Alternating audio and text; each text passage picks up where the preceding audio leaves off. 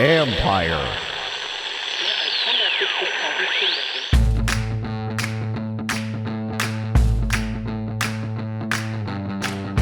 Hello and welcome to my podcast. Today, I'm joined by Sam Fortier from the Washington Post as we discuss the quarterbacks he saw while down at the Senior Bowl a couple weeks ago. He provides good insight into how he saw them during the week in practice and some personality and on-field traits. As you might have heard, Washington needs a quarterback. You can follow Sam on Twitter at Sam4TR. That's Sam, the number 4TR. And you can read my work on ESPN.com and, of course, his on WashingtonPost.com. Remember, you can subscribe to the Empire Media Network on YouTube. Post a comment on there. I'll probably see it. And if it's something worth responding to, I will respond and we can have a conversation on there. I'm not going to address the Dan Snyder situation too much today because not a whole lot has changed in terms of any momentum toward getting him out. And I'm not trying to, my job here isn't to increase your hopes or dampen your hopes. It's just to be honest about what the situation is. You can listen to my podcast on Monday with sports law expert Michael McCann, and I share my thoughts on that podcast based on what I've heard as well. Now, if major sponsors start targeting the NFL, different story. It's why the name ultimately was changed. But until that happens, other owners will not want the smoke that Snyder brings if they try to force him to sell. There's no doubt the league is exasperated and frustrated with him and what's happened in Washington. And there's still no doubt other owners would want him out. But wanting him out and voting him out, knowing the consequences toward them possibly are two different things.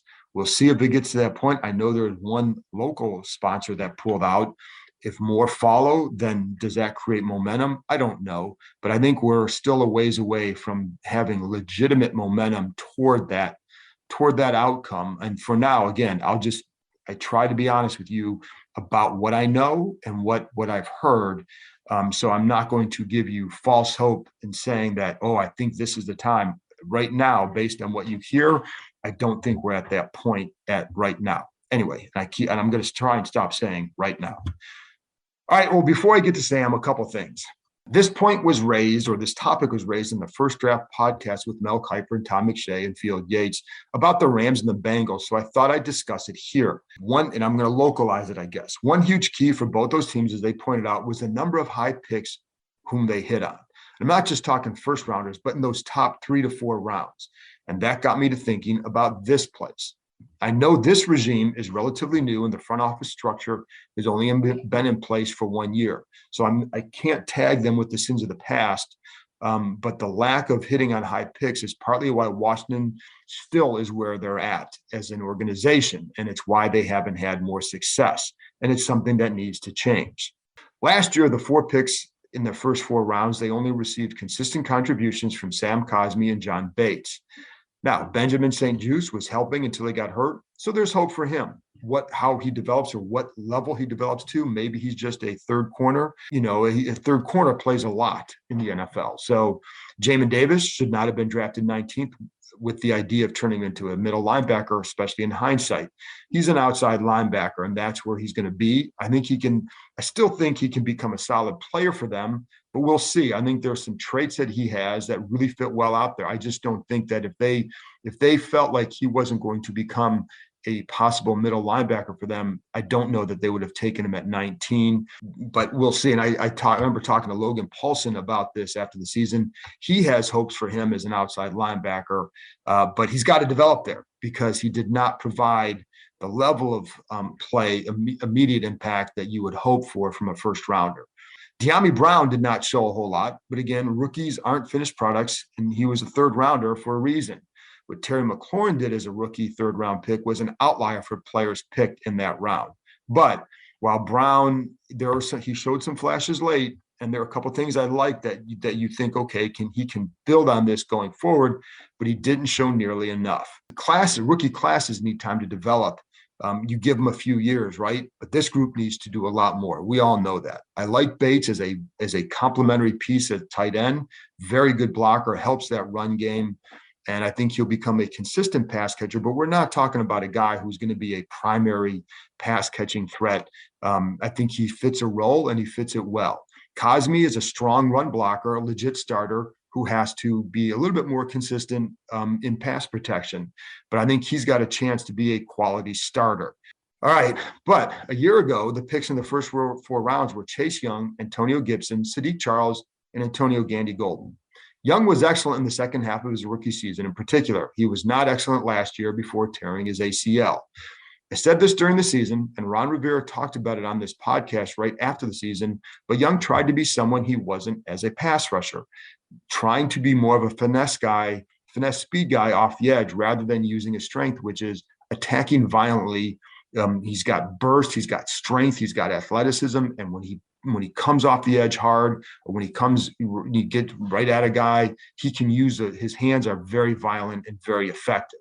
So that's what he needs to get back to. But the thing is, that's what he was as a rookie, and he can get back there.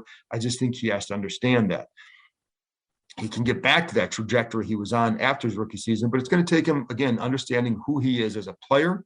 And I also think knowing his role as a team leader and all that comes with it. For this pick to work, Young has to become a perennial Pro Bowler and make some all-pro teams. That's his talent level, and that's the expectation when you're pick number 2 overall. Again, one strong finish to his rookie year, not a great start to his second year. We'll see where it goes. But I'm not giving up on the kid because there's too much talent there, and I think there's a lot of want to as well. But I think he's got to go out and do it, right? That's what you do. Gibson was a very good pick, and he's still on his way up. I liked how he finished because he's shown he can learn a new position and improve while he's doing so. I think that was a good pick. Charles has shown flashes, but I thought he would have challenged for a starting job this year inside. He did not.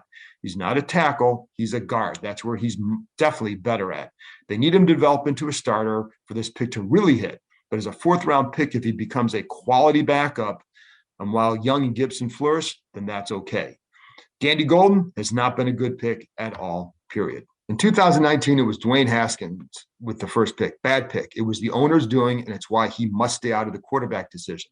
Dan Snyder has a lot of faults. We know that. One of them is that he thinks he knows which quarterback needs to be here. He does not. They traded up for Montez Sweat in the back of the first round, and that was kind of a nod to the coaches who did in the front office, or the scouts and stuff, who did not want Haskins at the 15th pick. Some of them wanted Sweat there. So getting him at 26 is a good pick. Now, they did have to give up a draft pick, a second rounder to get up there, but he was a good pick, and he was having a solid season when he got hurt. So I think that was a good pick. Then it's Terry McLaurin, home run. Then it was Bryce Love, never played. Then it was Wes Martin. So 3 of the 5 are no longer here. And because they had Haskins, they decided not to draft Justin Herbert or Tua, though pretty sure it would have been Herbert based on what I'd been hearing at the time about what they thought of them. It is what it is, folks. Again, it was a different regime, but the misses added up to why they can't sustain success. And the last group I'll do is 2018 because it highlighted some wild misses. They selected Daron Payne. He's been very good for them, but not a Pro Bowler. Picking defensive tackles in consecutive years helped them build a strong defensive line. I know there are some there, though, who wanted to pick safety Derwin James. Tremaine Edmonds, the linebacker from Buffalo, who is now with Buffalo, was another. I'd have gone with James. Now, when we did our ESPN mock draft that spring, I picked Edmonds because James was not available. But they could have built a strong D at multiple levels by going this way. Still, Payne has been good, so you can't say it was a bad pick, but there are other guys that you could say, well, maybe I would have rather had him, but Payne has been a good pick. But the rest, Darius Geis, Jaron Christian, and Troy Apke, those were the other picks in the first 4 rounds. I've heard a few things as to who wanted whom, especially with Geis, but the bottom line is they missed badly in this draft. Geis should never have been taken, especially based on what's come out since and some information that they, I believe, knew at the time. His knees were an issue in addition to the other questions about him. Christian is no longer here, and Apke is a free agent who is just a special teamer. I know coaches consider him above average special teamer, but when you're picked in the 4th round, you need to be more than that. You need to be able to provide help from scrimmage, and that's just not something he can do. You add it up and it explains why Washington can't do more than it has or hasn't done more than it has. It hasn't just been about the quarterback. It's been about missing on too many picks in the first 4 rounds. Not all of them are going to hit. And as you go each subsequent round, the hits are decreased. but you can't miss on them as many of the high picks as they have. And again, I'm not saying they've missed on Young. I still think there's hope for him. But it's the top 4 rounds where you've got to be able to find consistent starters or contributors. If they give up trade capital to acquire quarterback, and if it's a big name, it's going to be a lot of capital, then the only way to sustain success is by getting it right with the picks beyond the first round. That means coaches in the front office must be in sync with who they want, so that way when they get them here, the coaches can then develop them. There is pressure on the coaches to do that. Some guys need to be developed, and some teams are good at doing that because of how they're coached. It's why I'll say this. It's why I think John Matsko and Pete Hainer are their 2 best coaches, because I think they know how to develop guys. I think Randy Jordan has done a good job with that as well at running backs. But the line and the tight ends, I think those 2 coaches, Matsko and Hainer, are really good at developing their players. I think with Matsko, one of the reasons is you watch that group, he'll work with the younger guys after practice, giving them extra reps. He'll work with them before games on the field, going through reps like as if it was a practice. That helps them develop. When Bill Callahan was here, the vets struggled with him at times because they didn't like how he worked them after practice. Matsko lets the vets go, but he keeps the young guys here, the guys who need to be developed, and he works with them. And Travell Wharton, the assistant line coach, does that as well. So that's why that group, I think, despite all the injuries and despite some of the absences up front, especially at center, it's why that group was still able to compete despite all the situation. This group warrants time because a lot of this is not on them. In a good draft, executives will tell you that you find 2 to 3 quality starters and 2 others who contribute to winning. It's not just about becoming a guy who plays a lot. It's about being a key player who helps them win. Now, give them some time on last year's class because it can take 2 to 3 years to fully see what's what. Same thing with the 2020 class with guys like Sadiq Charles. Does he develop into a starter? That would be a really big help if he does. If they don't develop last year's class, if they don't get it right this year, it's going to be another unhappy regime that eventually leaves. With that, let's turn to the rookie quarterbacks. So after this break, I'll be back with Sam Fortier from the Washington Post. Now, we recorded this a week ago when he was fresh off the Senior Bowl, so we limited the conversation strictly to this topic. Welcome back. Now here's my conversation with Sam Fortier from the Washington Post. All right, Sam. Well, I wanted to have you on mainly because I figured you probably missed talking to me, and I just wanted to give you the opportunity to hear my voice. Because I know how you probably get. And I'm safe to say, and that's probably right, isn't it? It's a long off-season, Kime, and so this is just quite a joy to be back with you. There you go. It's only been a month. Well, but I did want to have you on because last week while we were all doing serious reporting, you were down playing in Mobile, Alabama, watching quarterbacks, football, on the field stuff, but you had the fun assignment. So I will say that. And, but I wanted to have you on to talk quarterbacks because this is obviously the big thing. Five of the top 6 quarterbacks were down there, except for Matt Corral, of course. So I wanted to get some impressions from you, just what you saw and heard up close that you can share what you heard about these quarterbacks. And in general, what were some of the things that you heard from people there just about this class? Does it match with what has been said previously to the Senior Bowl? Yeah, and it was such a quiet week last week that I was glad I was able to get away and kind of make, get some of that time with these quarterbacks. But I think that because 5 of those top 6 quarterbacks were there, that kind of tells you what you need to know about this quarterback class, right? Because when you have guys that are seniors coming out and when you have a lack of a true number 1 at the top of that class, I think that tells you that this is not, a slam dunk class like you've had in the past with Joe Burrow or Kyler Murray, those surefire number 1 picks, Trevor Lawrence last year. So, I mean, the things that you've heard, that really, I think it's a 2-man race at this point to be the first quarterback taken.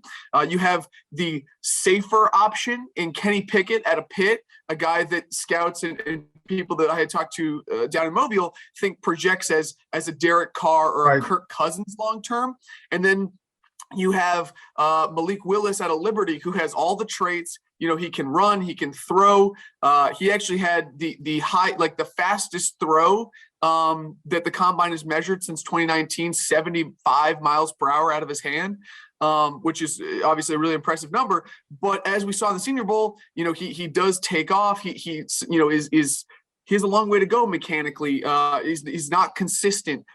Sometimes, his talents let him create those big explosive plays, but sometimes it caused him to throw interceptions. He threw 12 last year, tied for 7th most in SBS. But you have to wait for him. He's probably going to have to sit a year. And I had one guy tell me that he thinks he's rawer than Josh Allen was in 2018. So really you're looking at two different evaluations, two different type of guys at the top of the class. And then at the rest of the class we can get into if you'd like, but that's kind of the broad overview. And I heard the same thing about Malik about being more raw than Josh Allen. He's not, and the thing that I've always heard, and I've said this on here, that this class, pretty much the consensus that I've heard from others is that the number one quarterback in this class would have gone after each of the 5 last year. So like Mac Jones goes 15. It may have been that the next guy goes 19 to Washington.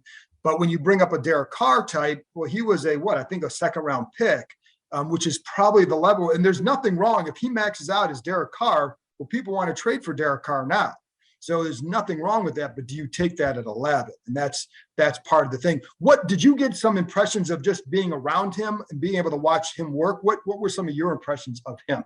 So Pickett, for me, he was the guy that at the Senior Bowl opening press conference on Tuesday, he was the guy that spoke. Jim Nagy, the executive director, spoke very highly of him. He is a guy who was roommates with Joe Burrow at the Manning Passing Academy. To me, he kind of has it seems like he has a lot of connections in the league. He's very polished. He's sort of the guy that looks the part, that is the leader. Obviously, he had 3 pretty mediocre years at Pitt and then kind of exploded during his senior year. But he seems like a guy that you couldn't ask a question that would faze him. Very steady. He seems like, kind of the guy. Malik Willis, when we talked to him, was, I thought, very impressive. He kind of went on a charm offensive. He sat down, he said, good morning. And a couple of reporters mumbled good morning back. And he was like, oh, no one says good morning anymore. I guess y'all just must stare at each other. And then from then on, he went and he handled questions really well. I mean, hey, when you left Auburn, you said multiple times it's because you weren't working hard enough. Are there concerns about that in the future? Are you a cerebral is the word he kept using. Are you a cerebral quarterback? And I thought he handled it really well. He was pretty, he was pretty affable and for the 10 minutes that we saw him anyway. And there was a lot of moments in the Senior Bowl where he was, kind of overtly being a good teammate with his other quarterbacks. Those are kind of the impressions that I got of being up close with those two guys. It's funny with Malik during the game, which is what I was able to watch. And I think practices are really telling because you see how they work up close. You see how they interact during practices, how they are in drills, et cetera. But during the game, the one thing that impressed me with him, and it's hard from a TV copy to see why did you run. But what I know is that there were some early protection breakdowns where he turned a 5 to 8 yard loss into an incompletion, which is a major win, and so I think he has that ability. It also, one of the things, and I'm curious if you were able to see this up close, is they talk about layering the throws, throwing a little bit more finesse on some throws. Did you see or hear any of that with him as a concern, and if so, what level of a concern? I think that he's capable of that, but it was pretty remarkable during the Senior Bowl practices how he would just get out of the pocket and he would look deep. And I think that the numbers from Zebra Technologies, kind of the player tracking data, backs that up. But really, I think that it seemed like he was, and I had a scout tell me this as well, he seemed intent on showing everyone the physical tools that he has. He would get out of the pocket, he would throw it deep. He would show off that arm strength, especially on Wednesday. There was a big downpour on Wednesday. Yeah. And so, I think he kind of seemed intent on, hey, my talent translates no matter the conditions, no matter what it is. I can get out of the pocket, I can throw, I can find that guy. And yeah, there were some touch passes. But I think he could layer those throws, just maybe wasn't looking for it as much. I think that a really telling example was, so the Lions staff was the coach for Malik Willis and their quarterbacks coach, Mark Brunell, obviously the former NFL quarterback as well. He got really fired up when Malik Willis checked it down to the running back on a swing pass on one play, because he was throwing it deep so much, I think, that when he checked down, Mark Brunell, got pretty fired up, went over, got into him a little bit. And that to me was really telling, because when Malik Willis tells you, I want to be a cerebral quarterback, I want to take what the defense gives me, I want to be able to show them that I can consistently make the right decision. And then for Brunell to get as fired up as he did, that was a pretty illustrative example to me of where Willis wants to go. Yeah, and I think that's a great example too of that. And you don't see a guy get fired up. Listen, when I would coach, middle schoolers, if a kid is doing the same thing over and over and finally does what you say, this is the play you want to make, and he does it, I'm going to get fired up too. Sam, if I had coached you, I'd have been fired up like that. How's that? But so I think that's a great example of what they're looking for. And I would hope, like with Malik, that a guy like him, you don't want to go overboard trying to show something, because your talent is unique. And you watch Josh Allen and you watch the Mahomes in that one game or in the playoffs where they were making plays that had nothing to do with being cerebral. It's because you're different dudes. And I think that's where Malik will have to get that. But that's why they can, and coming from Liberty is another concern. But that's why you say put him in the right spot. Let him, he's going to play, no matter what they say, he's going to play as a rookie. I don't care where he goes. He's going to end up playing, because they always do, right? But get in the right spot for him and then go from there. Do you have any lasting impressions of him, either from a game or any other moment that stood out to you? I would say that Brunell one is important. That's a good example. He made a really nice throw. Actually, it was a bootleg to his left. He made a nice throw to that Colorado State tight end, McBride. And I think that just the things that stand out are the athleticism and his really strong arm, right? Because those are the things that I think we've seen throughout this playoffs. If you're going to duel with an Allen, Josh Allen, or Patrick Mahomes, like, you got to be capable of doing some of those things athletically. And it kind of goes back to our earlier conversation about, okay, if Kenny Pickett tops out as Kirk Cousins, as Derek Carr, yes, people do want to trade for them, but there is a part of me that says, can you win with those guys sustainably? You have to have a lot around them. That's right. One person put it to me this way: you are going to win with Kenny Pickett, but you are not going to win because of him. And that's a great way to put it. Yep. And I think so that's and so to me, if Malik Willis is a low floor, high ceiling guy, if he's a high risk, high reward guy, if he has the capability of being a top quarter of the league guy, of being a guy that you can win because of, you can put the game on his shoulder. To me, it's almost worth it rather than playing it safe. Because if you get 4 years down the road and Kenny Pickett's Derek Carr, and you're saying, we don't know if this is our guy, we're topping out in the divisional round, maybe the wild card round, and you got to pay him. Is that a guy you can commit Kirk Cousins money to? I mean, it's the same thing. I think if they trade for Jimmy Garoppolo, obviously that's been talked about. Like, what is that? What is that making your ceiling? Is that making you a Super Bowl ceiling team? Right. And I think that's the thing with both those guys, is you have to be able to have the room. And this is why with here, not to go down this whole road, but with Cousins, the concern here wasn't so much do they think he can play, because they're willing to pay him at a certain amount. But you get to a higher amount, now you can't build around him. And you're right, those guys need guys around them. Mahomes, Allen, those guys. Now, Allen needed guys around him too. And he's still on that deal. So you can still do it. But I think that is something that teams will definitely have to consider. And at what point do you think, listen, if you think Willis, if he only has to sit a year and you think he can play, then I think you're negligent if you don't take him, right? Because then it's like, okay, for 1 year, Mahomes sat for a year. But that's where if you get a Jimmy G or a Trubisky who can be that guy that you can help him grow or can, help lead him. I guess Jimmy G kind of did that with Trey Lance, and then you turn it over to him. That's not a bad succession plan, possibly, So that's one thing. Let's go ahead. I was just gonna say, I think to me, if you as a front office think that you do not have the dude, like I think of Tennessee right now with Ryan Tannehill, they have a great team around him. Yeah, his cap hit is huge as well, or it's going to get even bigger. But if you don't think that dude can win you a Super Bowl, or you can win a Super Bowl with him, then I think you have to move on, because what are you doing otherwise? Correct. And I go back to sometimes in the NBA, they used to say you don't pay max money to a guy who's not a max player.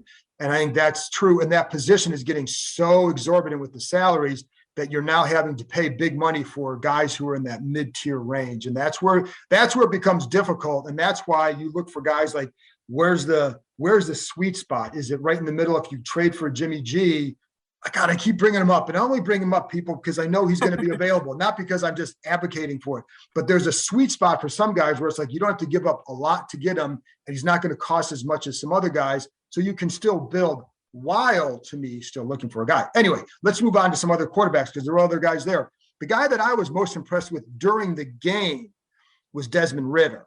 How was he during the week, and what were because there's a lot of inconsistencies with him, and we all know that, but what was your impression on him, or what do you agree with that? And what was your take? Yeah, I think the thing that I had heard and my impression was that he was a little bit more polished. I know that he was working on some of his mechanics. I know that the big thing for him was ball placement. He was, right. He'd float a pass or he'd, make a guy, really have a difficult catch when you shouldn't have. And that was, minimizing yards after catch. So the thing he was talking about, how he was lengthening his stride while he was there to try to, get more consistent ball placement, putting it in the frame of the receiver, allowing them to turn upfield, running back, tight end, whatever. I think that he was impressive. And I think that he is not a blend of Pickett and Willis, but I do think he has some mobility, but he's not the designed run guy. But I think that he obviously had a lot of pre-snap responsibility at Cincinnati, not as much as Carson Strong out of Nevada, who I think had the most. He had full autonomy at the line, protections, hot routes, everything like that. But he had, a good amount of responsibility. I think he's, pretty consistent. He was a 4-year starter. I thought he was very impressive and maybe flew a little bit under the radar at the Senior Bowl. Excuse me. And I think with Ridder, you bring that up at that point. There were a couple of plays he had in the game, which is why I like, because he did use the mobility to get outside the pocket, and he'd either mechanically do it right, keeping your eyes up, keeping the ball alive, or being able to make a play because you got outside the pocket and you were able to avoid a rush against bootleg or whatever, and still make a play with your arm. And I felt like his ball placement was better in the game and more consistent. And he's a guy I think that would be after the first round. Is that what you heard? I think he could play his way into maybe the end of the first round, but certainly okay, yeah. I think that at 11, that's not really on the table. No, you can't do it there. I think he's a guy that if you say, okay, if he's there in the second round and whatever. So, right. I think North Carolina's Sam Howell is kind of in that same boat. Yeah. He could play himself up, but I think really people see him more as a second round guy. What was your impression of Howell? On the field, I think that there are a lot of questions because, obviously he ran an RPO based offense, a lot of gun, almost exclusively gun at North Carolina. And he's been working a lot under center. I think that, people were a little concerned coming in that, he wouldn't use his legs to extend the play, look downfield. He would take off and run. He did a ton of that in North Carolina. He lost a ton of production, including De'Ami Brown off his 2020 team when he had that breakout season. And 2021 was obviously disappointing for North Carolina. He lost a lot around him, but I think he tried to play hero. But he said he tried to play hero ball a little bit too much. Obviously, he's drawn the Baker Mayfield comparisons, and he kind of embraced that when asked about it. But in terms of his interview, he just kept saying, I want to show people who I am throughout this process. And I asked him, what does that mean? He said, I'm a man of God. I think that God has a plan for me. I'm a really good leader. I think I'm the best leader in this class. I think that I can get guys on the same page. So really, I think, and he, reiterated some form of that throughout the week. So to me, that's a guy who is marketing, I guess, to his teams, pitching to his teams that he was meeting with, leadership, and his ability to adapt to situations. That was kind of my impression of where Sam Howell was at. It's funny you bring up the legs, because in the second half of that game, that's primarily the plays he made were with his legs just running. Now in the first half, there were a couple of times where he was able to extend and move up in the pocket and keep the play alive that way and moving in the pocket and through. I think he had a couple of completions that way. But what about Carson Strong? I found Carson Strong, I don't want to say unpolished because that sounds unflattering, but like he was the most just like real transparent. He went through like the most in-depth explanation of his knee surgery that I have ever heard from an athlete. He had this thing in his knee. I can't pronounce it, but basically he had 8 biodegradable screws put in his knee, and it should have taken a year for him to get back on the field. And he was out there 6 months later. He had the surgery last February. He was out for Nevada's season, and he laughed, and he was like, I was a statue back there for the first half of the season because I couldn't move around. And he said, he kind of spun it as I was so limited with mobility that it really improved my mental game because I had to have all the protections exactly right. I had to have my hot routes exactly right. I don't know if there's cursing allowed on the John Keim report, but he said basically if I didn't get through my reads and know exactly where I was going and set up everything right, I was shoot out of luck. So you could have said it. I could have said it. Okay, I didn't know if this was a family-friendly, dad-esque podcast. We're talking about a team that hasn't won in a while. There's a lot of people who are cursing when listening to it, so it's probably okay. He is not. He's a traditional pocket passer. He does not bring the mobility that even Kenny Pickett does. In terms of rolling out of the pocket and extending the play a little bit. He is less mobile than that. But he had full autonomy at Nevada, as we talked about. So he really, I think, is pitching mental acuity. He'll get you in the right play. He has a lot of responsibility, and he's ready for a pro-style offense right now. He has a big arm, not the biggest. That's still Willis. But I think that one of the comparisons that I heard was like Kyle Trask out of Florida last year. Not 100%, but similar play style. Yeah, I could see that. The one thing that jumped out, again, I'm not a scouting expert, draft expert, but when I watch guys, it's going to be closer to the draft, right? Just to get more so not to say like I know everything about them, just to get a feel for their play, right? And it's doing your homework, Sam. You know what I'm saying? You feel me on that? Hey man, before we did this podcast, I grinded 10 hours of tape. I know exactly what you're talking about. I know. I was going to text you, but I thought there's no way he's up at 3:30 in the morning doing this, so I didn't want to bother you. But but with him, the one thing I haven't watched a lot of his games. I do believe he intrigues this team, but in watching the game Saturday, I felt like it kind of fit what I had heard about him with some of the inconsistencies. With his ball placement, with his accuracy. And ball placement is just which shoulder are you hitting it on? Are you giving a chance, as you brought up earlier, you're giving a guy a chance to run with the ball. But there were some inconsistencies with his accuracy in that game. And you could see that he can move in the pocket, but he's not going to create anything on his own, which I think is what the book on him was. What did you see during the week, even just in practices? Yeah, in practice, I think, similar things. You obviously didn't see the limited mobility as much, just because, Right.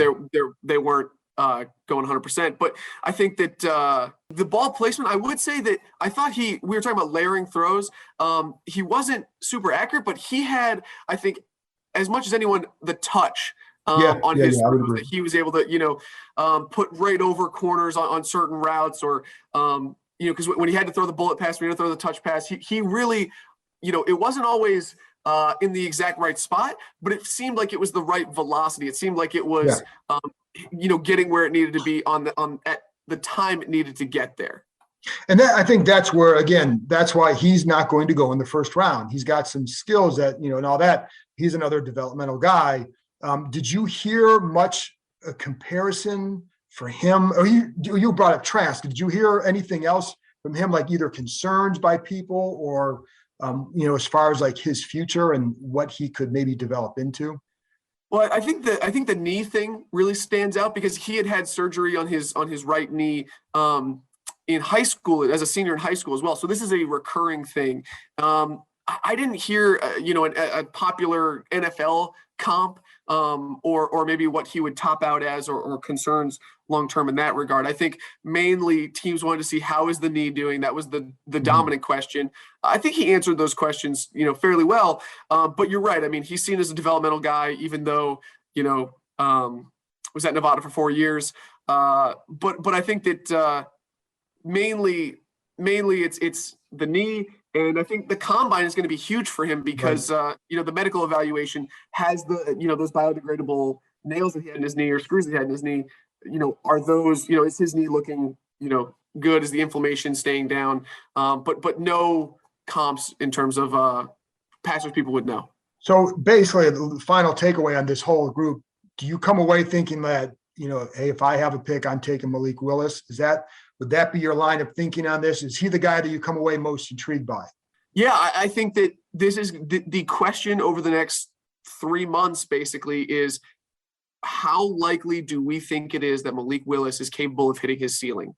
Whether you do the psychological evaluation, the interview, you talk to people, work ethic was a concern at Auburn. And if we talk about developmental quarterbacks that were taken too early, that did not reach their potential, there is obviously a very clear recent example of Washington missing on that guy.